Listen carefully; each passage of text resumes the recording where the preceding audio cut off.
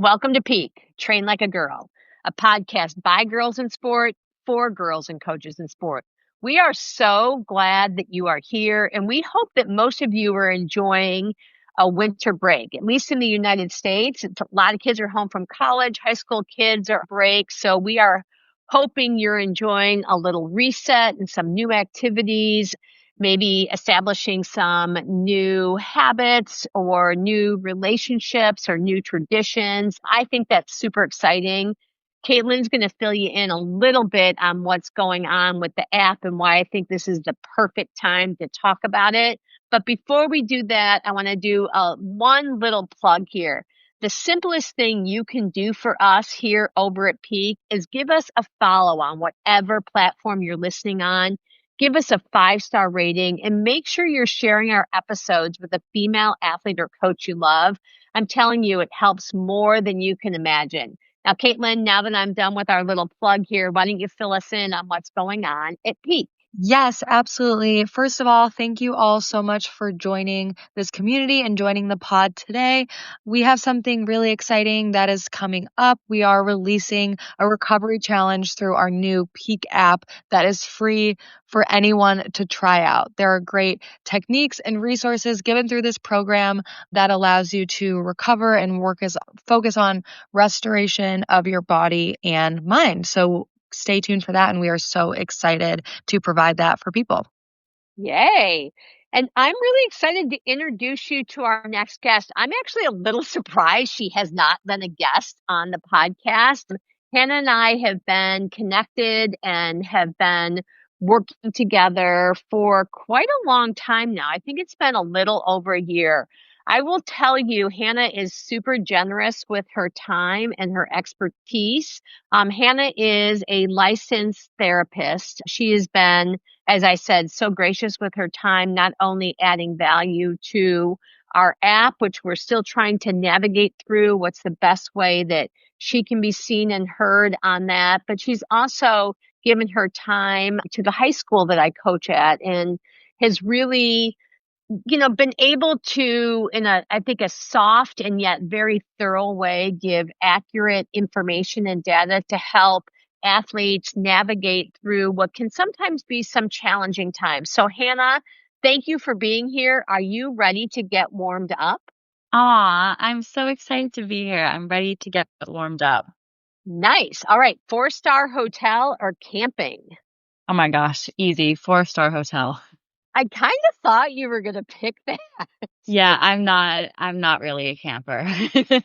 Oh my gosh, that's so funny. Vanilla or chocolate? Chocolate. All right. Track workout or long run? Long run. Nice. Tell me why. I I am a marathoner, and even though I get anxiety and nervous before my long runs, I usually feel really proud of myself after, and I often feel like I can do anything after I do my long runs. I love that. All right. One last question, and then we'll get circling around your story of being a girl in sport. Lipstick or lip balm? Lip Oh my or gosh. Do you have a fave? Aquaphor. I use Or Aquaphor all the time. That is awesome. I have to tell you, I don't think I've had anyone say lipstick yet to that question. Caitlin, have we? I do not think we have. Yeah, lip balm seems to be the go-to. I like it. Yeah. All right. Hannah, fill us in. Tell us a little bit about your relationship to being a girl in sport and how you ended up in the career that you are in. Sure. So I have been a girl in sport for pretty much my entire life.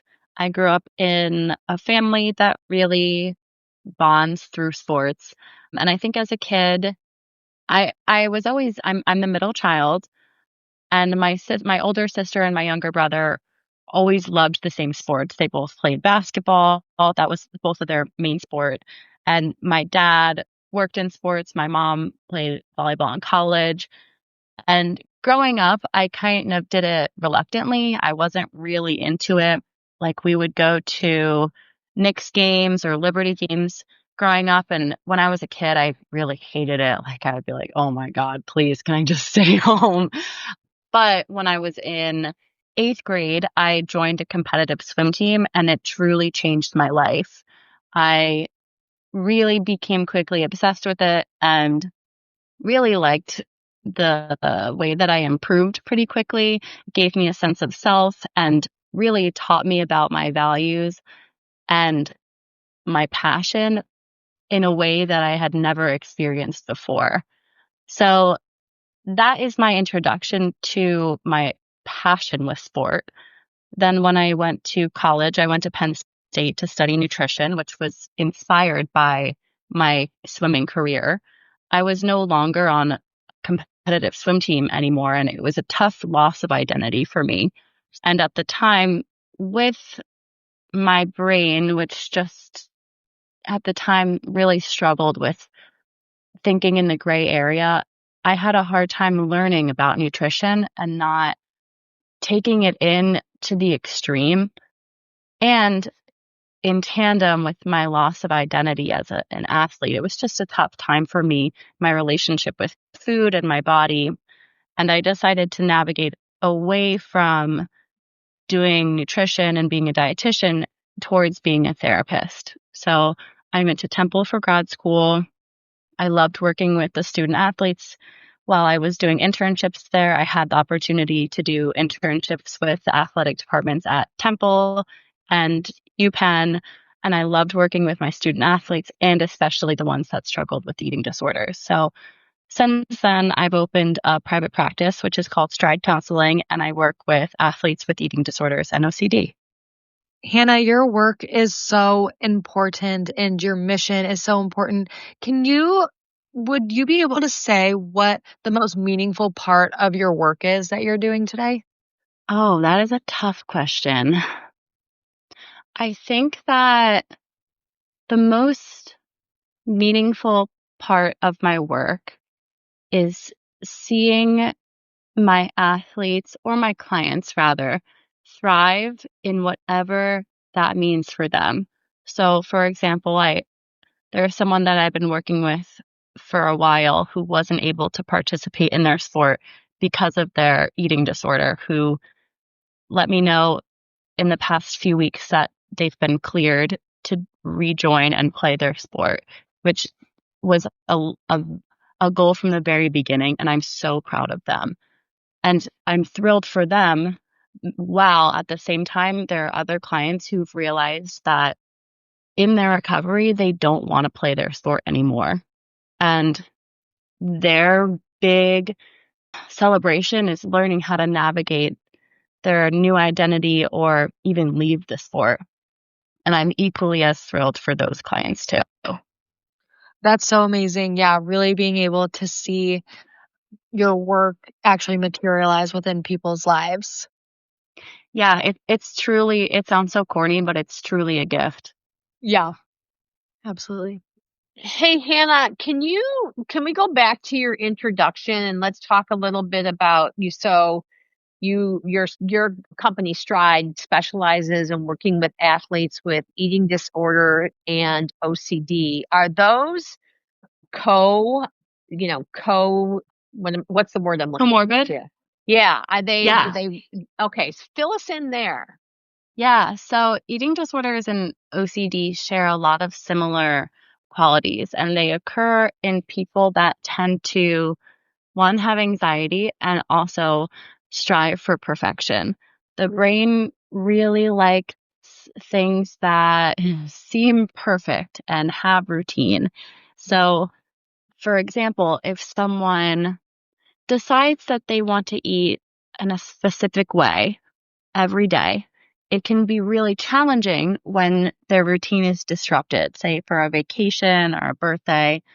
And that discomfort is an indicator of maybe someone's a challenge in their relationship with food. And OCD can be really similar. So if someone maybe washes their hands for a certain number of seconds every single time they wash their hands, if that routine is disrupted, it can be equally as distressing. So they're very similar mental health challenges. And sometimes the way that therapy works with works for recovery is similar as well. So I like to, in my initial session with clients, kind of screen for both because it's pretty common. I think the statistic is about 41% of people with eating disorders also have OCD tendencies. Don't quote me on that. Well, I guess I'm on a podcast, but I might be wrong. I might be wrong on that, but it's about that number. That's incredible.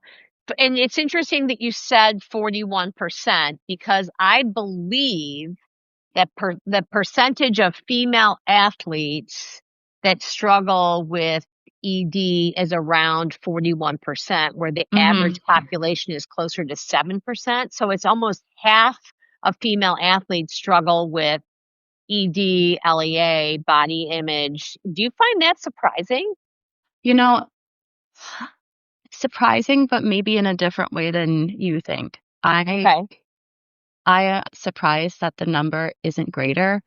And I think that could be because of self-reporting and the stigmas that come with having mental health challenges, especially eating disorders. But I think that most athletes have some type of, there is attention to food that elite athletes and just competitive athletes often take that is very different than the average person because to some degree you have to be attentive to what you're eating. Sure.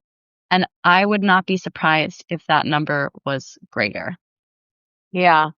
You know what? And we're really candid on this podcast. So I think the thing that is a little confusing, and I'd love for you to kind of spend some time here, is, when we're talking about eating disorders, at least when I was not when I was little, no one talked about an eating disorder when I was growing up. I mean, 52 years ago, that just wasn't a thing. So 30 years ago, when you were talking about an eating disorder, you were talking about a white blonde girl hanging over a toilet. Seriously, that was the image, right? Yep. But we have come to know now that eating disorders can look a lot of different ways. First of all, it's not a shape or a size. It's certainly not a skin color. It's not an age. It does happen in the female population more often than the male population, but certainly males struggle with eating disorders.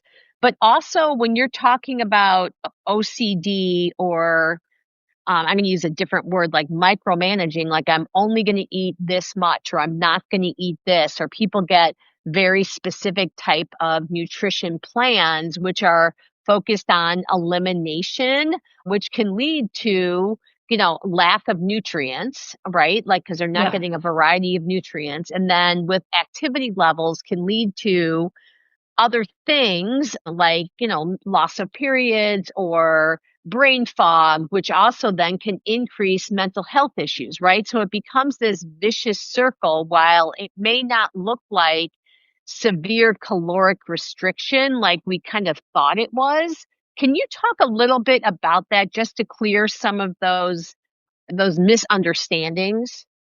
Sure. So I first want to address, you said you were talking about how eating disorders are very different and obviously impact way more people than the stereotype tells us. So Yes.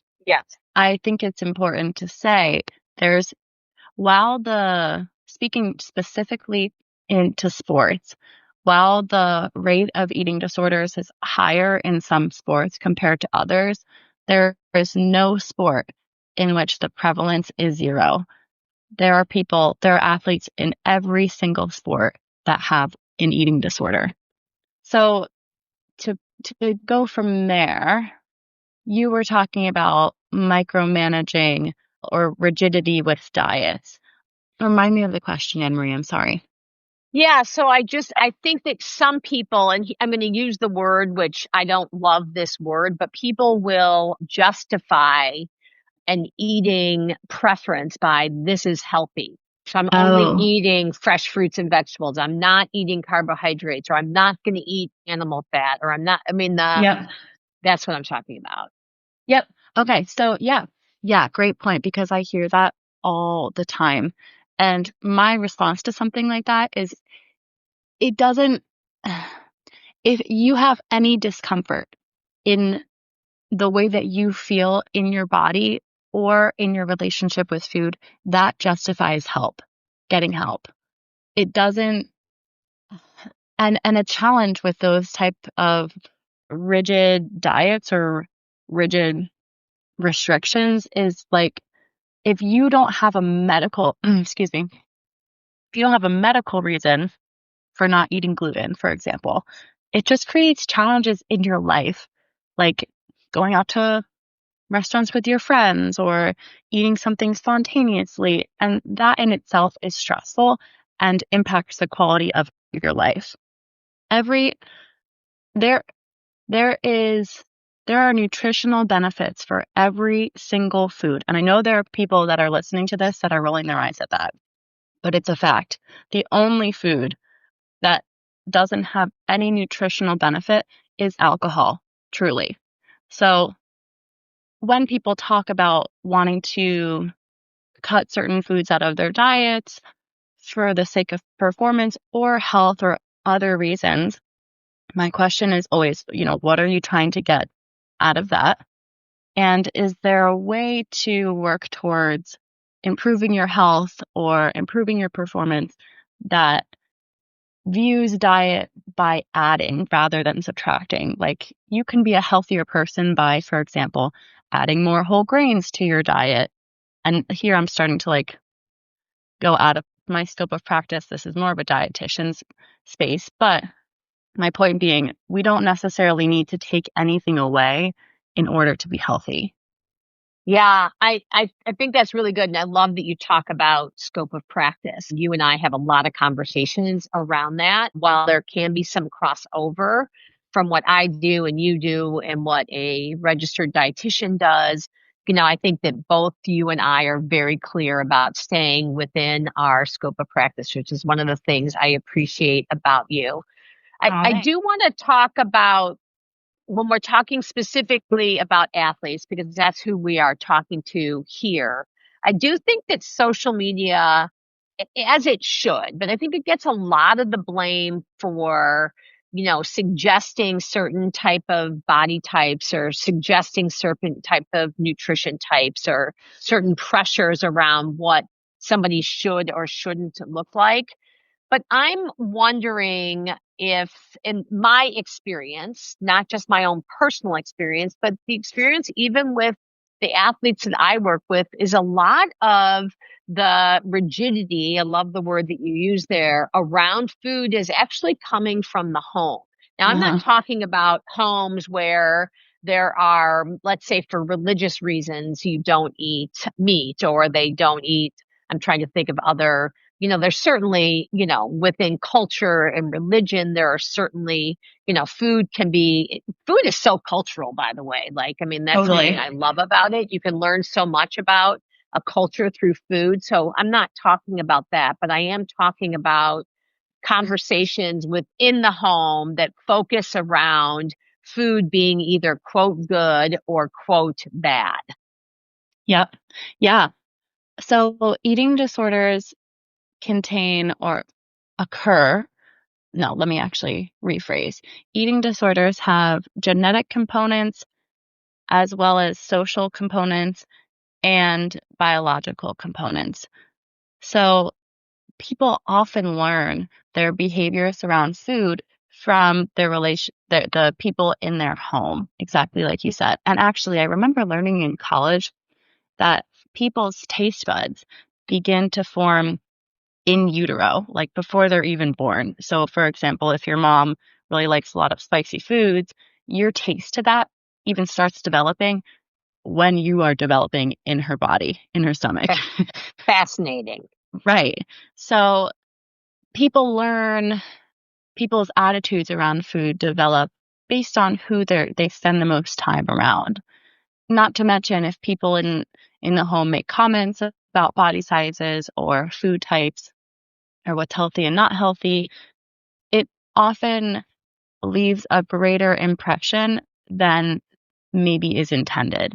And I don't say that to place blame on anyone because I truly believe that most people, especially parents, which I know parenting is such a hard job, are doing the best they can with the information that they have at any given time.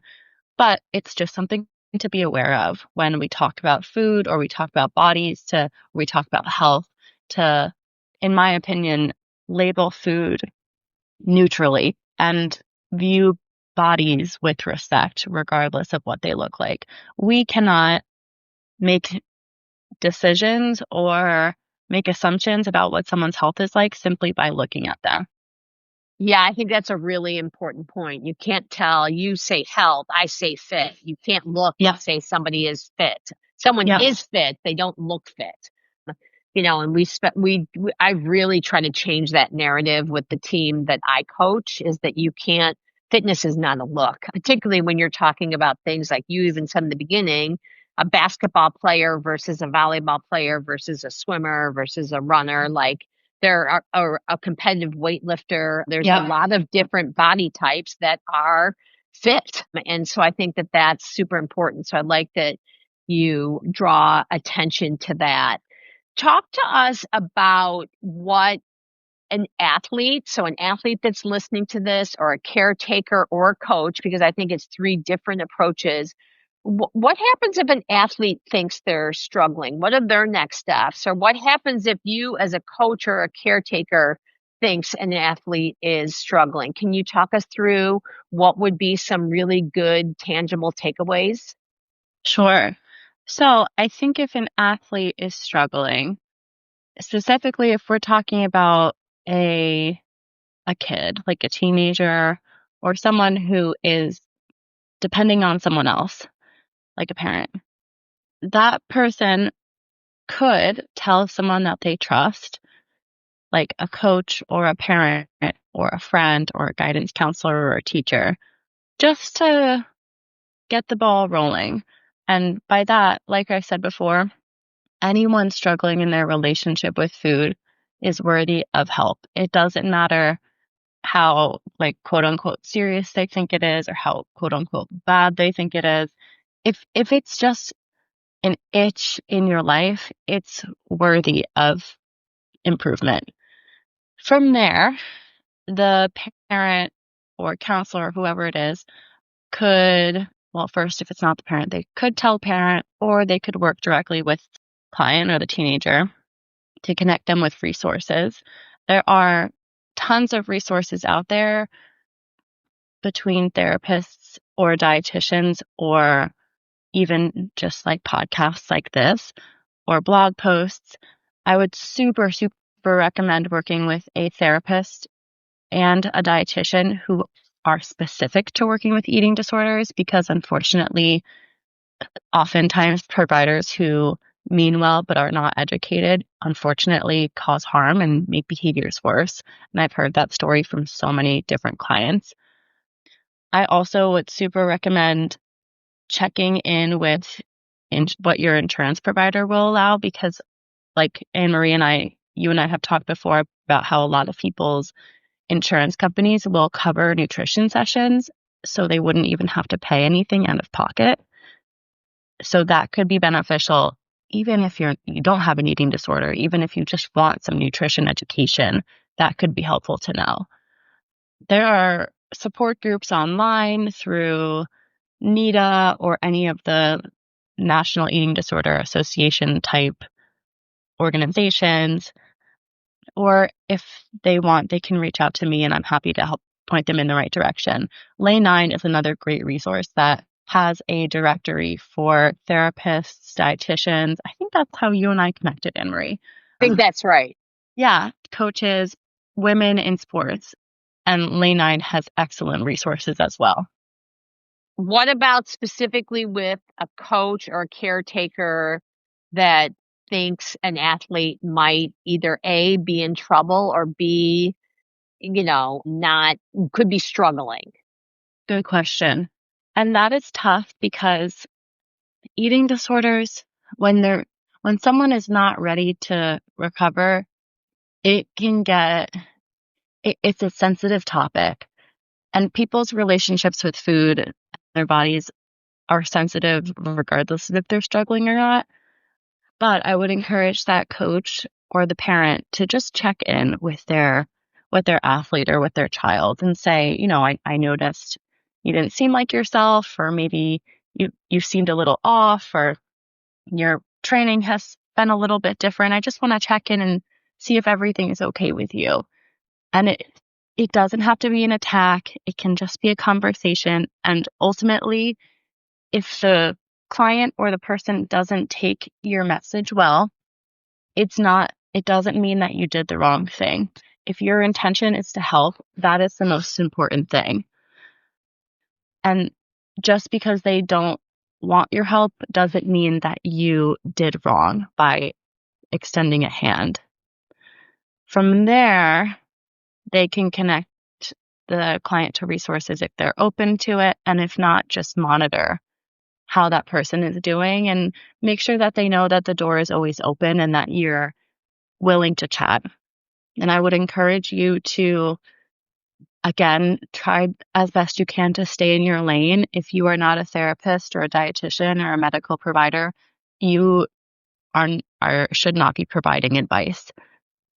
Just let them come to you and let them talk and help point them in the right direction. Yeah, that's really good. And it's sometimes hard, right? Like you want Totally. to be able to help. I also want to circle back that when you were talking specifically to coaches and caretakers, and I've seen this play out in a different way than you specifically said. For a coach or a caretaker, your training seems a little off. You don't seem like yourself. What you didn't say, which I have seen both coaches and parents do, is, you're losing too much weight, you're gaining too much weight. They focus on the weight piece, or you're not eating any food, or I see you moving, like they're focused on the food or the way someone looks. I'm assuming that's not the right thing to do. It doesn't seem right to me, but I'm curious. Yeah. I try to avoid absolute language just for the sake of like being gentle, I guess. But I would really avoid commenting on someone's body because you really never know what they're going through. For example, what if you said to someone, I noticed you're losing a lot of weight. Are you on a diet or something? And they were like, no, I have cancer. I'm going through chemotherapy. It's not appropriate to comment on someone's weight. And it can feel more like an attack than it can be helpful. So even if your intention is to help, the impact is that it was hurtful. And oftentimes those comments are things that clients remember. So I would focus more on the quality of life that they seem to be living and how their training is going. It can be a huge challenge when a client or a person's relationship with food is really struggling, but they're excelling in their sport.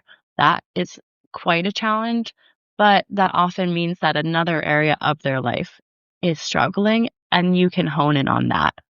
Like I've noticed, for example, you could say something like, I noticed you haven't been spending much time with your friends. You haven't been going out to eat. Or I noticed we went out to eat for your birthday and you didn't order your favorite meal, or you didn't want any of the cake. Is everything okay there? I would take that approach rather than commenting on someone's body. Yeah, really good. Yeah, I like that. And I like that you talk about from both perspectives, taking the softer approach. So, even as the person trying to give the advice so I think that was really good. Caitlin, I know you probably have a couple of things that you want to add or ask about before we get wound down here. Yeah, this work and this conversation is so important. Honestly, have just been listening and taking it all in because I've witnessed so much kind of trouble with eating, and as like someone who was on cross country and has struggled with it as well, just in that sphere, there's like just figuring out how to eat, how to stay healthy, but also growing up as a girl in sport. This conversation really is amazing. So I don't actually have any questions, but I just can't thank you enough for doing the work that you do. Aw. Oh my gosh. My job is fun. I say it all the time. It's of course hard and sometimes draining, but ultimately it's the biggest gift of my life. I really, really am honored to do it. I love that. You know what? I do have a question, and I'm just curious if you have any advice for coaches or caretakers or even athletes that are tuning in. What happens if and we talk a lot about this in cross country and track. I'm sure it happens on many, many other teams, but this is my experience. When the culture of the team becomes one where eating disorders or disordered eating is normalized, Mhm. and that can be a struggle too. Like, I mean, so because if you have a team of 67 kids and that becomes the constant conversation and the constant focus. Yep. So do you have any tips there? Oh, yes. My main tip is let's all just chill a little bit because Okay, sports love are it. supposed to be fun. Right? Like, yes, we want to be good, but let's have a little fun. It's important to remember eating disorders are not the glamour that they might seem to be from an outsider to an outsider. They're actually so ugly and so competitive and insidious and truly hurt people's relationships with each other.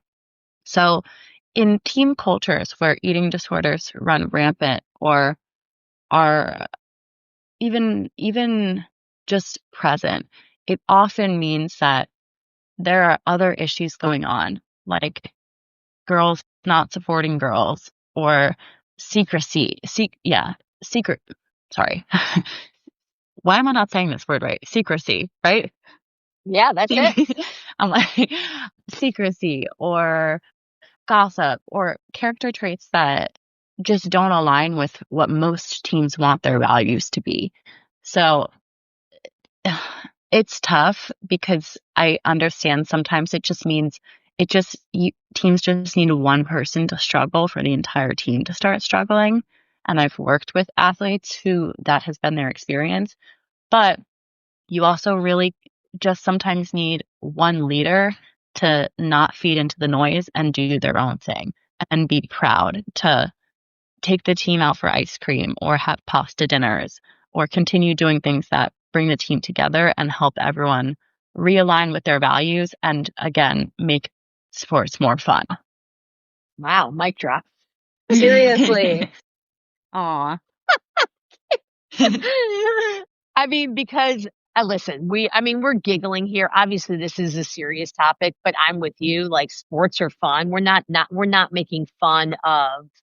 We're not making fun of something that, as you said, is ugly and very, very serious. But the reality is, yes, sports are fun. It should be the highlight of everyone's day, but it is very interesting.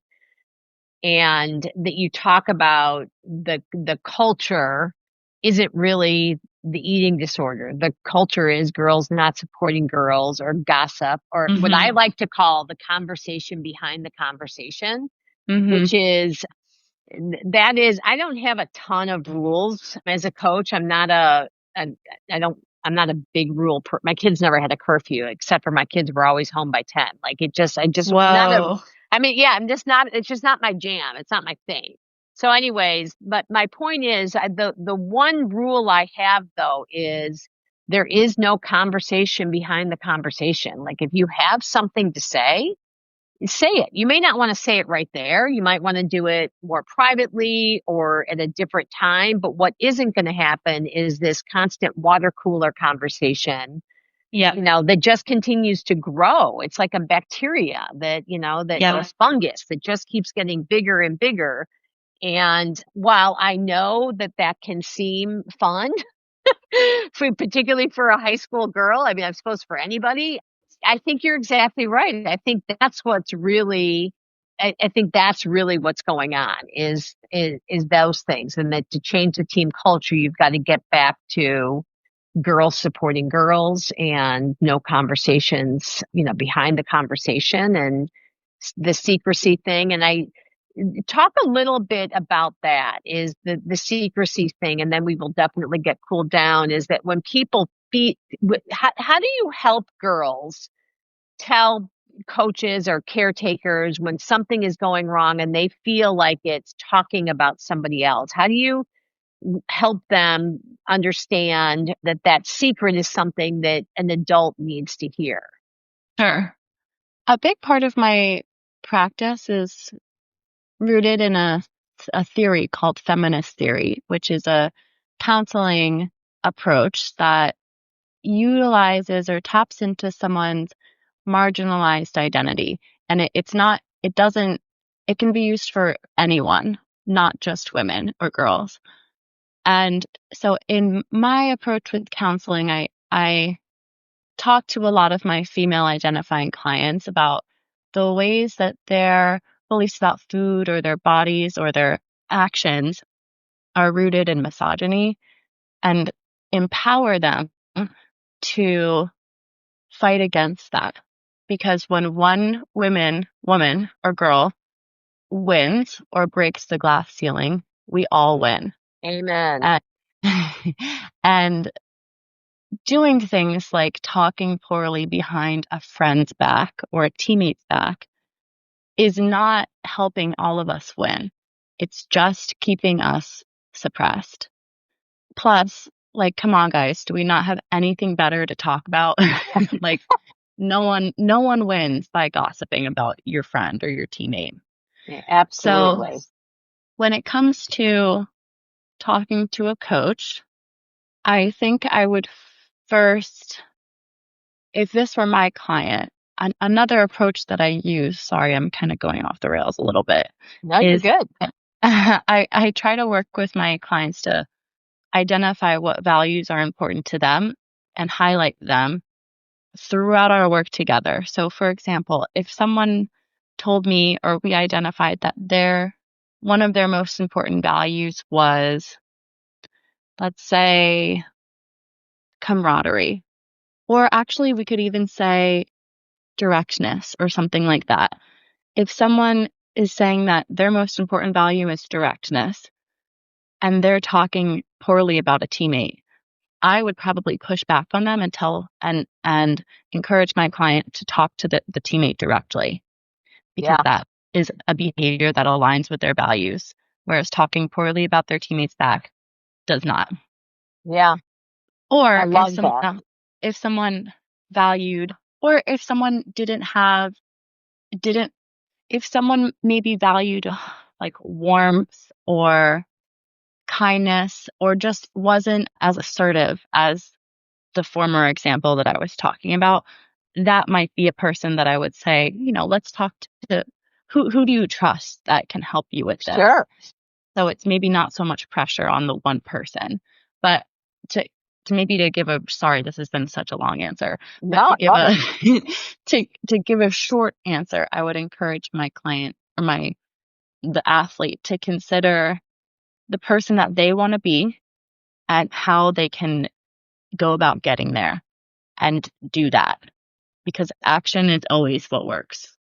Yeah, I love that. And we do a values assessment. And I used to do it as an individual, and we still do that, but now we do both. We do an individual value assessment, and then we do decide as a team on what our values are and what are the habits that get us to our end goal. Like, so what are the things that we are doing that are going to get us to our, end goal, which, whatever that is. So I think that, I think the values assessment, just understanding that is something I've actually got it on my website, just to have people do that both personally.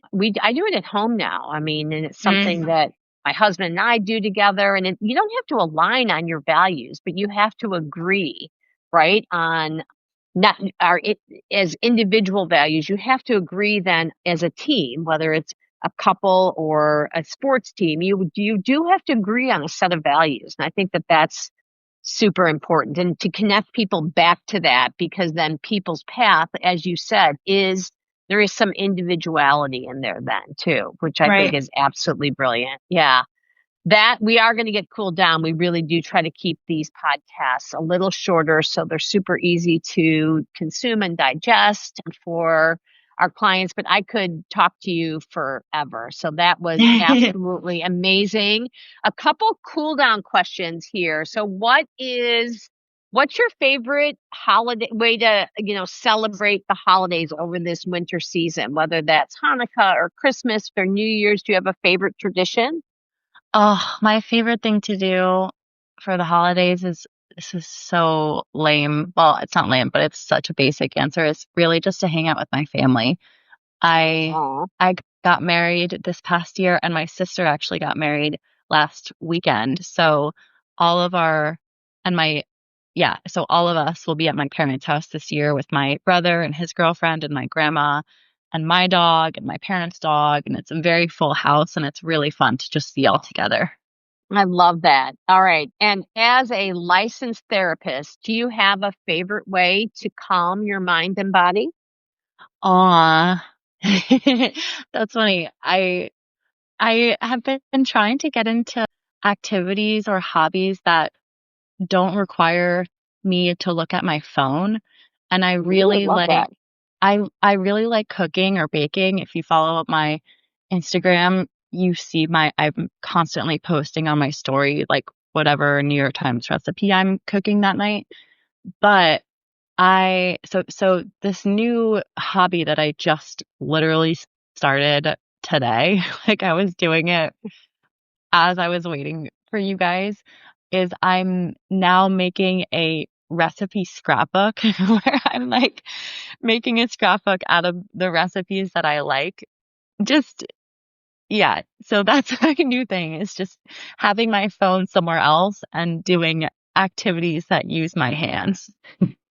Absolutely love it. Well, Hannah, thank you so much for jumping on. Caitlin, as always, I love having you as our co-host. Thanks everybody for tuning in. We are so excited that you are here. We're so excited that you spend just a little time with us, and we look forward into the next time. Talk to you later.